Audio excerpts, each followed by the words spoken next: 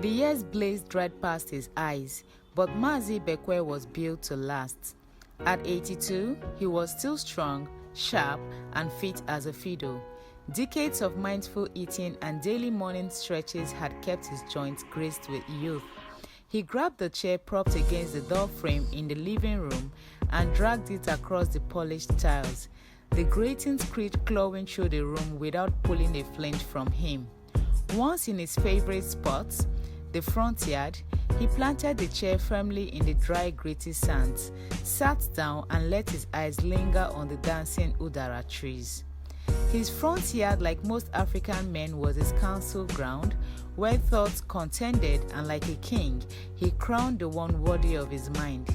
Here he would soak in nature's quiet peace, listen to the roaring calm of silence, and savour the soft sting of the breeze. But today was different. The weather had gone rogue.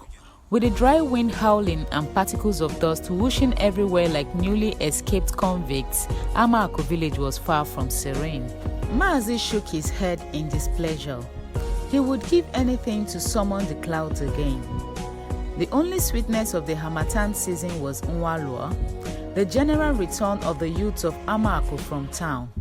Usually, every December, after wrestling with the bustle of the strange cities, chasing coins and chances, the city people would come back in droves to celebrate the Christmas and New Year with their aging parents, and sometimes too, to flaunt their wealth in silent competition against each other. This was how they measured who was more successful. It was even rumored that most of them go as far as borrowing just to prove a point. For 2 years now, Ikenna, Nnamdi, and Adaeze had missed the return, but this year they would not. As a matter of fact, they would arrive in a few hours. The mere thought of seeing their faces again drew a warm smile across Mazi Bekwe's dry, wrinkly lips.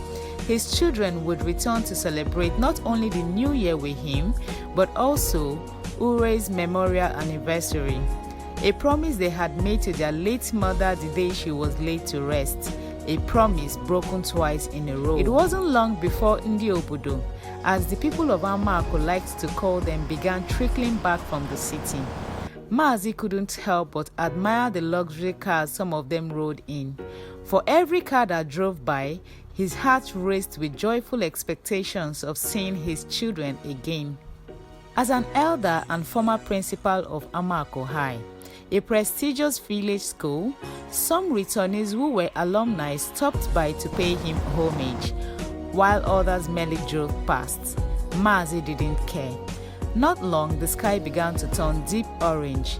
The arrival of the sons and daughters of Amako from the city had slowed, and the last car exhaust faded into the background. Mazi sat stock still, staring into space. The weight of disappointment pressed down on him like a wet bag of cement. He began to twirl his silver wedding band, a private rhythm to mask his sorrow. Tears welled up in his eyes, but he quickly blinked them away. Ha! This dust, he claimed, hiding his emotions.